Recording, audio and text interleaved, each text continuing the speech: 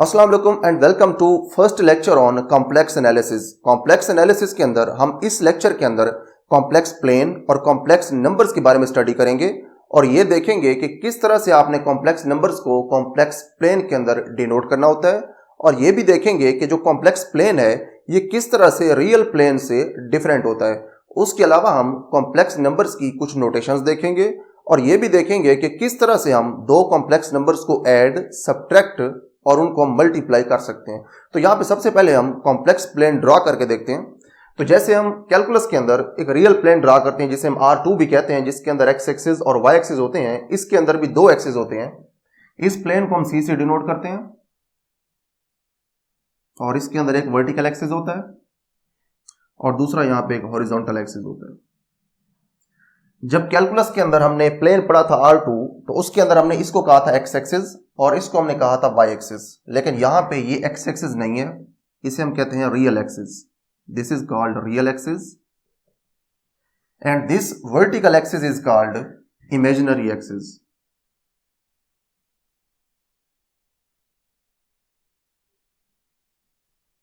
अब real axis और imaginary axis से मिलके जो प्लेन बनता है इसे हम कॉम्प्लेक्स प्लेन कहते हैं। और उसके बाद हमारे पास होते हैं कॉम्प्लेक्स नंबर्स, जिनको हमने इसी कॉम्प्लेक्स प्लेन के अंदर डिनोट करना होता है। तो कॉम्प्लेक्स नंबर्स ऐसे नंबर्स होते हैं जिनको हम ऑर्डर्ड पेयर की फॉर्म में इसी कॉम्प्लेक्स प्लेन के अंदर डिनोट कर सकते हैं। फॉर एग्जांपल हमारे पास कॉम्प्लेक्स नंबर है जी। फॉर एग्जांपल ये हमारे पास कोई कॉम्प्लेक्स नंबर है जिसे हमने in the form of ordered pair इस कॉम्प्लेक्स प्लेन के अंदर डिनोट करना है। For example z is equal to a, b। तो आपको याद होगा जब कैलकुलस के अंदर हम कोई भी ऑर्डर्ड पेयर लेते हैं ए बी, तो उसका मतलब ये होता है कि आपने एक्स एक्सिस के अलोंग ए यूनिट्स जाना है और वाई एक्सिस के अलोंग आपने बी यूनिट्स जाना है। लेकिन यहां पे क्योंकि हम कॉम्प्लेक्स प्लेन के अंदर डील कर रहे हैं तो उस रियल प्लेन और इस कॉम्प्लेक्स प्लेन में कुछ ना कुछ तो डिफरेंस होना चाहिए।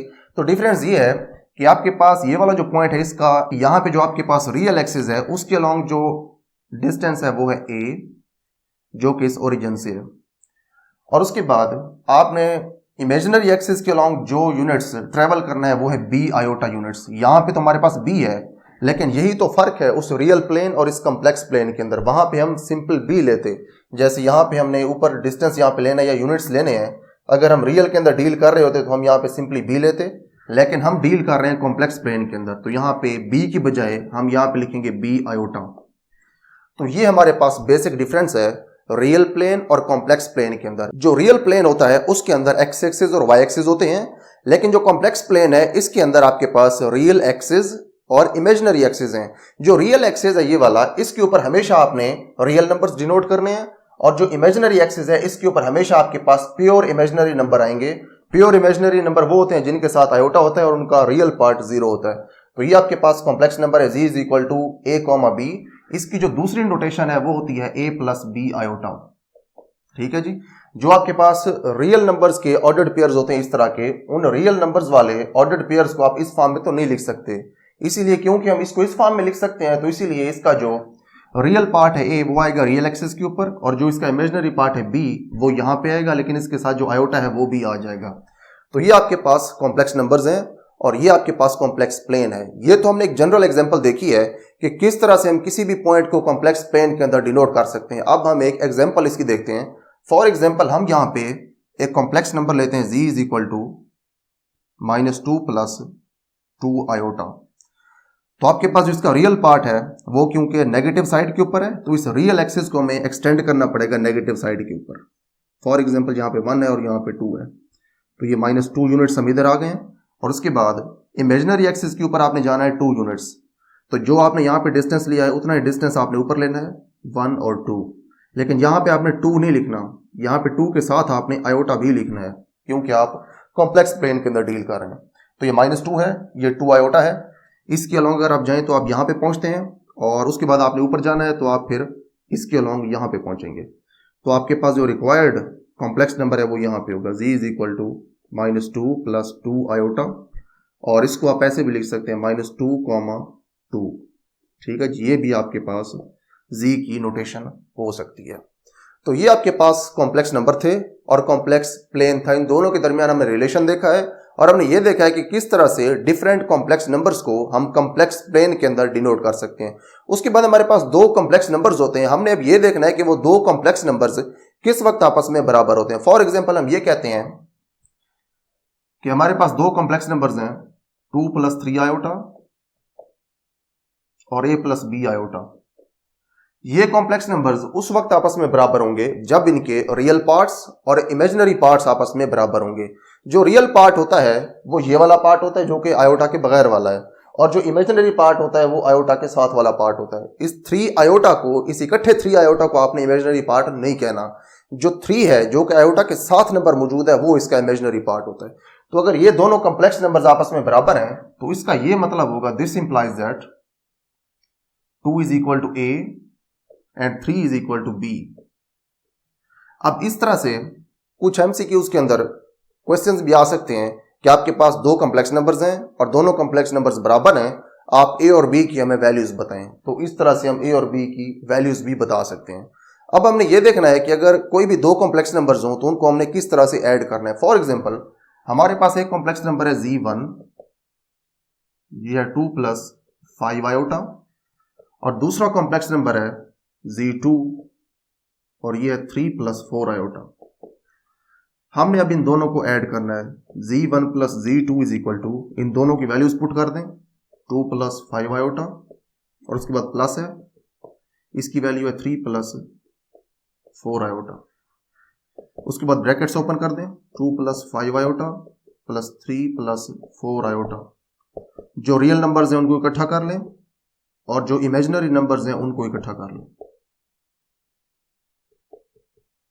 ये हो जाएगा 5 और ये हो जाएगा 9 आयोटा।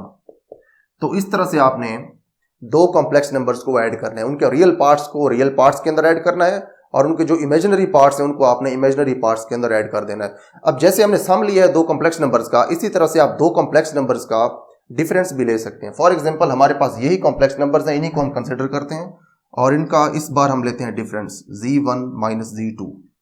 z1 की वैल्यू पुट करें 2 + 5 आयोटा माइनस, उसके बाद आप z2 की वैल्यू पुट करें जो कि है 3 + 4 आयोटा। उसके बाद ब्रैकेट्स ओपन करें, 2 + 5 आयोटा। क्योंकि अब यहां पे माइनस है तो इन दोनों के साइन चेंज हो जाएंगे, ये हो जाएगा -3, ये हो जाएगा -4 आयोटा। रियल नंबर्स को इकट्ठा कर लें, 2 - 3, और जो इमेजिनरी नंबर्स हैं उनको आप इकट्ठा कर लें, 5 आयोटा -4 आयोटा। ये हो जाएगा -1 और ये हो जाएगा प्लस आयोटा। तो z1 - z2 = -1 + आयोटा। तो इस तरह से आप दो कॉम्प्लेक्स नंबर्स का डिफरेंस भी ले सकते हैं। तो सम और डिफरेंस लेने का एक ही मेथड है। इन दोनों मेथड्स के अंदर आप रियल पार्ट को रियल पार्ट के साथ सॉल्व करते हैं और इमेजिनरी पार्ट को आप इमेजिनरी पार्ट के साथ सॉल्व करते हैं। उसके बाद नेक्स्ट हमारे पास दो कॉम्प्लेक्स नंबर्स का प्रोडक्ट है। हमने अब ये देखना है कि किस तरह से हम किसी भी दो कॉम्प्लेक्स नंबर्स का प्रोडक्ट फाइंड कर सकते हैं। अब जो प्रोडक्ट होता है कॉम्प्लेक्स नंबर्स का, उसका एक जनरल फार्मूला भी है, उसको डिराइव करना भी बड़ा इजी है, लेकिन उसको याद रखना थोड़ा सा मुश्किल है। लेकिन जो कॉम्प्लेक्स नंबर्स का प्रोडक्ट है उसके अंदर जो उसका जनरल फार्मूला है उसको याद रखने की कोई जरूरत नहीं है।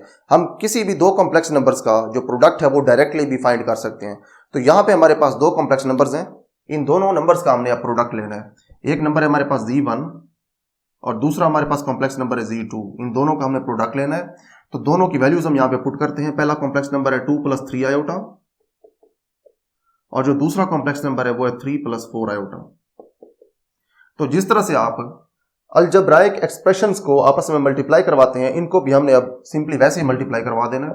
आप सबसे पहले इस 2 को इन दोनों के साथ मल्टीप्लाई करवाएं, 6 + 8 आयोटा।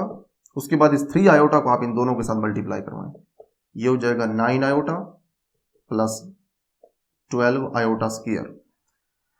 3 और 4 मल्टीप्लाई होकर 12 होंगे और आयोटा मल्टीप्लाई होकर आयोटा का स्क्वायर हो जाएगा। उसके बाद है 6 + 8 आयोटा + 9 आयोटा और उसके बाद +12, और जो आयोटा स्क्वायर है इसकी वैल्यू -1 होती है।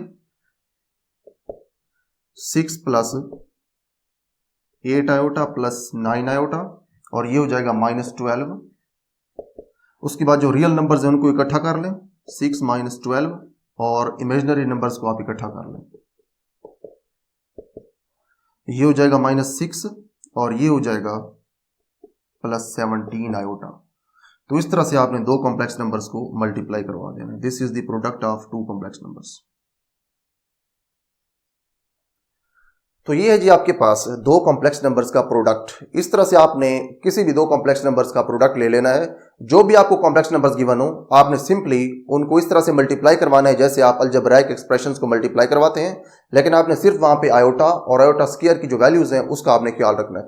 तो यहाँ पे हमारे पास एक सिंबल आयोटा यूज हो रहा है, इसको हम दोबारा थोड़ा सा डिस्कस कर लेते हैं। फॉर एग्जाम्पल, हमारे पास कोई नंबर है z is equal to a plus b iota. तो यहाँ पे जो ये आयोटा होता है, इस आयोटा की जो वैल्यू होती है कॉम्प्लेक्स एनालिसिस के अंदर वो होती है -1 का स्क्वायर रूट, और जो आयोटा स्क्वायर है इसकी वैल्यू होती है हमारे पास -1। ठीक है जी, अगर दोनों साइड्स पे स्क्वायर अप्लाई करें तो ये आयोटा का स्क्वायर हो जाएगा और -1 के स्क्वायर रूट का जो स्क्वायर है वो -1 आ जाएगा। तो ये आपके पास वैल्यू होती है आयोटा की और ये होती है आयोटा स्क्वायर की वैल्यू, और आयोटा स्क्वायर की यही वैल्यू हमने यहाँ पे यूज की थी। तो इस तरह से आपने यहाँ पे आयोटा को यूज करना है और आयोटा स्क्वायर और आयोटा की वैल्यूज का आपने प्रोडक्ट के अंदर ख्याल रखना है। बाकी जो सिंपल आपके पास अलजेब्राइक एक्सप्रेशंस होती हैं उनकी मल्टीप्लिकेशन की तरह ही आप कॉम्प्लेक्स नंबर्स की मल्टीप्लिकेशन कर सकते हैं। तो इस लेक्चर के लिए इतना ही। इस लेक्चर के अंदर हमने कॉम्प्लेक्स प्लेन, कॉम्प्लेक्स नंबर्स के सम, डिफरेंस और उनके हमने प्रोडक्ट्स देखे हैं, और हमने ये भी देखा है कि क्या डिफरेंस होता है रियल प्लेन और कॉम्प्लेक्स प्लेन के दरमियान, और हमने ये भी देखा है कि हमने किस तरह से कॉम्प्लेक्स नंबर्स को कॉम्प्लेक्स प्लेन के अंदर डिनोट करना है।